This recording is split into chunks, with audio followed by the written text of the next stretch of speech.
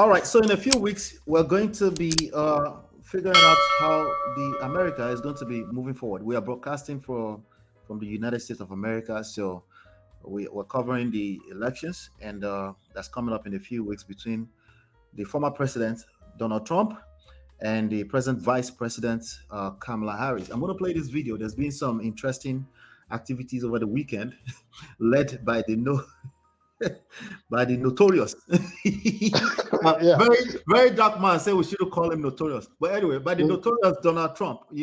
Let's play this short video, and we'll be back to talk about the polls. Split screen as Election Day closes in. Former President Trump in the Rust Belt, Vice President Harris, the Sun Belt, rallying voters overnight in Nevada, where she called out the former president for saying he won't do another debate. And as you say here in Las Vegas, I'm all in. I'm all in. Even if my opponent is ready to fold. Vice President Harris also slamming Mr. Trump for his role in killing that bipartisan immigration bill earlier this year and what she called fanning flames of division and fear. Look, we need a president who cares more about solving problems than playing political games and demeaning people full time. The vice president. All right, so I'm just gonna go ahead and I want to read something about the poll, and that's what I really want us to speak to right now. There's some interesting activities going on with the poll. It's still very tight, so it's still gonna be a showdown in my opinion. But I wanted to read this to you. There's a report here. There's a report on.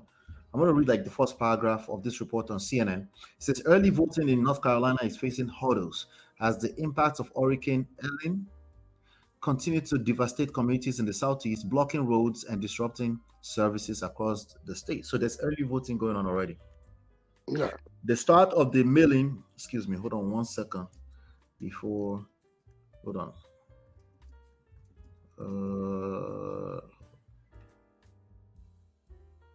I had to sneeze. I didn't want to sneeze into the microphone. All right. So there's I know, right? There's early voting going on. The start of mail-in voting in the key state of North Carolina had already been delayed by courts. The ruled ballots must be reprinted without the option of Robert F. Kennedy Jr., who suspended his campaign and endorsed former President Donald Trump, even before the devastating hurricane. So here's a quote. While we do not know exactly what is ahead, our guiding force between now and election day will be to do everything possible to ensure every eligible North Carolina voter can cast their ballot. So that's that. Now there's a report on Fox, your favorite network. What you mean? You've been sarcastic, right? Yeah, I'm being sarcastic. Former President Trump has narrowed Vice President Kamala Harris' small lead in the battleground states of Michigan and Wisconsin. New polling by the New York Times, Siena College finds among likely voters in Michigan, Harris received 48% support, while Trump garnered 47%, locking the Democratic and Republican presidential nominees in an essential tie. Well within the poll's margin of error, Harris polled at 49% among likely voters in Wisconsin, while Trump received 47%. Okay, so this is just about closing in. Now, there's another report here that, let me see if I can find it quickly, that I found interesting. Let me see. Where is this thing go? Hey, I found it. It's on a very popular platform called theguardian.com. I think it's a UK publication. It says Harris stretches lead over Trump in what could be significant increase. While election almost certain to be decided by swing states, pollsters explain why growth in national polls is meaningful. Kamala Harris has stretched her lead over Donald Trump in the U.S. presidential election race. The latest polling averages show, even while the two candidates appear to be running neck and neck in most battleground states. The Guardian's newest poll tracker, based on a range of surveys conducted across a 10-day period, shows the vice president and Democratic nominee at 48.2% compared with 44.4% for Trump. the Republican candidate and former president, giving Harris a 3.8-point advantage. That's 1 point up from the lead she held a week ago, and a broadly consistent with most, though not all, recent survey findings. Now, with all this being said, I want to hear your analysis, sir. My analysis is going to be simple. They should keep doing what they have been doing and improve at it, instead of windsurfing and maybe wanting to launch into celebration in a premature way. No, this time demands that to have this real freedom, eternal vigilance must be our watchword. So what I'm suggesting, therefore, is that yes, Fox has a way of trying to diminish the truth. You know, Fox, because some people will not even look them as FOX. They look at them as false, FALSE. But yes, that is just, what they have been, they have been known for. They won themselves that notoriety over time. You know, they've been part of several, a series of infamy that were carried out in this country to destroy democracy. And I continue to look at the Australian connection, whether you are looking at Julian Assange or you are looking at Rupert Murdoch, the owner of Fox, Fox Media. Mm-hmm. I do not know. I question the agenda of us. And Australia is supposed to be a key ally of the United States. But what these individual citizens do to undermine democracy in the United States, it's just incredible, not plausible. So what I know is that what I would always find is level. Like we often say in Africa, water would naturally find its level. Hurricane this, hurricane that. People, roads and public infrastructure destroyed because of the stakes that could not be higher in this election. People will find a way around all these orders and make sure that they deliver their votes in huge numbers in a way that will shock the living day out of Donald Trump. Of course, you see the way he's been going everywhere lately, trying to politicize the real tragedy that we are going through as a nation in America. More than 100 deaths have been recorded because of this hurricane. You know, that is the heavy toll on the country. Look at the cost to public infrastructure and all that. And, the details would have to be worked out for President and Vice President, President Joe Biden, Vice President Kamala Harris to find their way to the epicenter of the crisis, the natural occurrence. But now he will go to some places and be throwing paper towels, be throwing toiletries, and behave as if he's making real intervention. When it comes to empathy and connecting with what we are going through as citizens in this country, I think Kamala Harris does a better job. And for anybody to want to try and create optics, the administration is ineffective, Federal Emergency Agency is not quick enough, Homeland Security people are not there. That is not true. And this is not about election. If they don't have to be there yet, they won't be there yet, but you can be sure they will be there. And Donald Trump is just going to get his place, his confines through this election.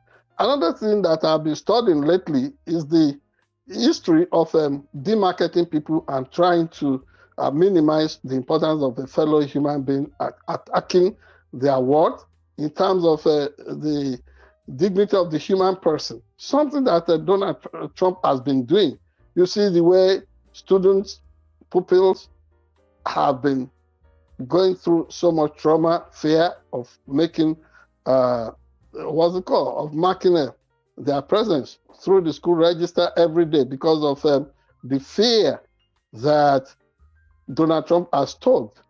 All these things would be on the ballot indirectly, so that whether somebody visits the border states of New Mexico, Nevada, where have you, or Arizona, that would impact a little, but the real thing will come from the heart of the people as to the content of character of the people on this ballot, who speaks for us, who represents our values, and then through all, who will be in this office, so much so that the world can enjoy less tension and go for real transformative moments and development. So my job as a journalist and objective analyst is to look at all these things and tell you without missing words that I think Kamala Harris has character, has better character than the other man. Period. And I think this is what the aggregate. Yeah, who's the other man? Donald Trump, of course. Okay. The name is not really too. It's shocking on the throat, and I just really like to just spit it out quickly and move on to the substance. We also have Joe Biden, President Joe Biden. So I just wanted to make sure that you're talking about the right person. That's all.